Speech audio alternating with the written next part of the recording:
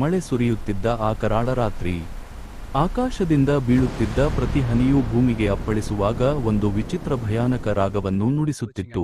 ಕತ್ತಲೆ ಆಕಾಶದ ಕೆಳಗೆ ಒಂದು ನಿರ್ಜನ ರಸ್ತೆ, ಅಂತ್ಯವೇ ಇಲ್ಲದ ಹಾವಿನಂತೆ ನಿಶ್ಶಬ್ದವಾಗಿ ಹರಡಿಕೊಂಡಿತ್ತು. ಗಾಳಿಯಲ್ಲೊಂದು ಅಸಹಜ ಶೀತಲತೆ ಆವರಿಸಿತ್ತು.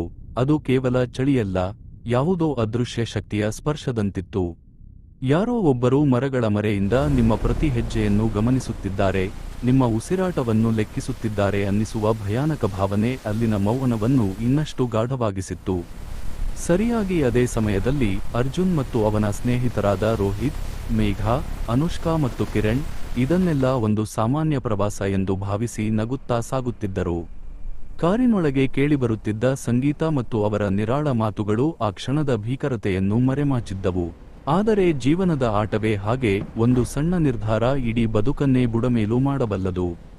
ಜಿಪಿಎಸ್ ಪರದೆಯ ಮೇಲೆ ಮಿಂಚಿದ ಆ ಒಂದು ಶಾರ್ಟ್ಕಟ್ ಹಾದಿ, ಅವರು ತೆಗೆದುಕೊಂಡ ಆ ಒಂದು ತಪ್ಪಾದ ತಿರುವು, ಅವರನ್ನು ಮರಳಿ ಬರಲಾರದ ಕತ್ತಲೆಯ ಲೋಕಕ್ಕೆ ಎಳೆದುಕೊಂಡು ಹೋಗಿತ್ತು.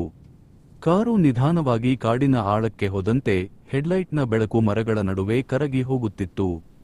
ಮೊಬೈಲ್ ಸಿಗ್ನಲ್ ಸಂಪೂರ್ಣವಾಗಿ ಮಾಯವಾಯಿತು. ಹೊರಜಗತ್ತಿನೊಂದಿಗಿನ ಅವರ ಏಕೈಕ ಸಂಪರ್ಕ ಕಡಿತಗೊಂಡಿತು.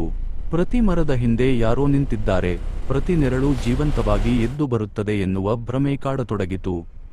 ಹಠಾತ್ ಒಂದು ಕಿವಿಗಡಚುವ ಶಬ್ದ, ಟೈರ್ ಸ್ಫೋಟಗೊಂಡಿತು.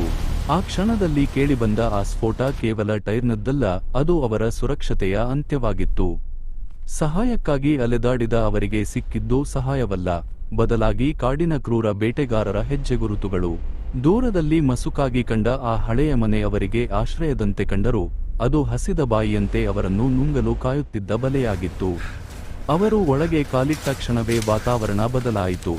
ಗೋಡೆಗಳ ಮೇಲೆ ಒಣಗಿದ ರಕ್ತದ ಕಲೆಗಳು ಹಳೆಯ ಕ್ರೌರ್ಯದ ಕಥೆ ಹೇಳುತ್ತಿದ್ದವು.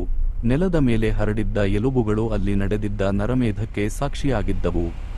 ಗಾಳಿಯಲ್ಲಿ ಕೊಳೆತ ಮಾಂಸದ ವಾಸನೆ ತುಂಬಿತ್ತು. ಹಠಾತ್ತಾಗಿ ಬಾಗಿಲು ತಾನಾಗಿಯೇ ಮುಚ್ಚಿಕೊಂಡಾಗ ಬೆಳಕು ಪೂರ್ತಿಯಾಗಿ ಆರಿಹೋಯಿತು. ಕತ್ತಲೆಯಲ್ಲಿ ಕೇಳಿಬಂದ ಆ ಹೆಜ್ಜೆಗಳ ಸದ್ದು ಕೇವಲ ಮನುಷ್ಯನದ್ದಾಗಿರಲಿಲ್ಲ. ನೀವು ತಪ್ಪಾದ ತಿರುವು ತೆಗೆದುಕೊಂಡಿದ್ದೀರಿ ಎಂಬ ಆ ಗಂಭೀರ ಧ್ವನಿ ಒಂದು ಎಚ್ಚರಿಕೆಯಾಗಿರಲಿಲ್ಲ, ಅದು ಅವರ ಸಾವಿನ ತೀರ್ಪಾಗಿತ್ತು. ಕಿರಣ್ ಪ್ರಾಣ ಉಳಿಸಿಕೊಳ್ಳಲು ಓಡಿದಾಗ ನೆರಳಿನಿಂದ ಬಂದ ಆ ವಿಕೃತ ರೂಪ ಅವನನ್ನು ಸೆಳೆದುಕೊಂಡಿತು. ಅವನ ಕೊನೆಯ ಕೂಗು ಆ ಕಾಡಿನ ಮೌನದಲ್ಲಿ ಲೀನವಾಯಿತು. ಉಳಿದವರು ಉಸಿರು ಬಿಗಿಹಿಡಿದು ಅಡಗಿಕೊಂಡರು. ಪ್ರತಿಕ್ಷಣವೂ ತಮ್ಮ ಸಾವನ್ನು ಎದುರು ನೋಡುತ್ತಿದ್ದರು. ಈ ಕಾಡು ಶಾಪಿತವಾಗಿತ್ತು. ಇಲ್ಲಿರುವವರು ಮನುಷ್ಯರಲ್ಲ, ಶತಮಾನಗಳಿಂದ ನರಮಾಂಸಕ್ಕಾಗಿ ಕಾಯುತ್ತಿರುವ ಬೇಟೆಗಾರರ ಕುಟುಂಬವದು. ಅರ್ಜುನ್ ತನ್ನ ಭಯವನ್ನೇ ಶಕ್ತಿಯನ್ನಾಗಿ ಮಾಡಿಕೊಂಡು ಹೋರಾಡಲು ನಿಂತಾಗ ಅಲ್ಲಿ ಬೆಂಕಿ ಹೊತ್ತಿಕೊಂಡಿತು. ಜ್ವಾಲೆಗಳು ಆ ಹಳೆಯ ಮನೆಯನ್ನು ಆವರಿಸುತ್ತಿದ್ದಂತೆ ಒಂದು ಕರಾಳ ಸತ್ಯ ಬಯಲಾಯಿತು. ಒಬ್ಬನಲ್ಲ, 10 ವಿಕೃತ ಮುಖಗಳು ಒಂದೇ ರೀತಿಯ ನಗುವಿನೊಂದಿಗೆ ಸುತ್ತುವರೆದಿದ್ದರು. ಅವರು ಹೇಗೋ ಪ್ರಾಣಾಪಾಯದಿಂದ ಪಾರಾಗಿ ರಸ್ತೆಗೆ ಬಂದರು ನಿಜ, ಆದರೆ ಆ ರಾತ್ರಿಯ ಗಾಯ ಅವರ ಆತ್ಮದ ಮೇಲೆ ಶಾಶ್ವತವಾಗಿ ಉಳಿಯಿತು. ಬೆಳಿಗ್ಗೆ ಅಲ್ಲಿ ಪೊಲೀಸರು ಬಂದಾಗ ಯಾವುದೇ ಮನೆ ಅಥವಾ ಶವದ ಕುರುಹು ಇರಲಿಲ್ಲ, ಕೇವಲ ಸುಟ್ಟ ಮಣ್ಣು ಮಾತ್ರ ಇತ್ತು. ನೆನಪಿಡಿ, ಕೆಲವು ದಾರಿಗಳು ಕೇವಲ ದಾರಿಗಳಲ್ಲ, ಅವು ನರಕಕ್ಕೆ ತೆರೆದಿರುವ ಮುಚ್ಚಲಾಗದ ದ್ವಾರಗಳು. ಮುಂದಿನ ಬಾರಿ ನೀವು ಶಾರ್ಟ್ಕಟ್ ತೆಗೆದುಕೊಳ್ಳುವಾಗ ಎಚ್ಚರವಿರಲಿ, ಯಾಕೆಂದರೆ ಆ ಬೇಟೆಗಾರರು ಇಂದಿಗೂ ನಿಮ್ಮ ಒಂದು ತಪ್ಪಾದ ತಿರುವಿಗಾಗಿ ಕಾಯುತ್ತಿದ್ದಾರೆ.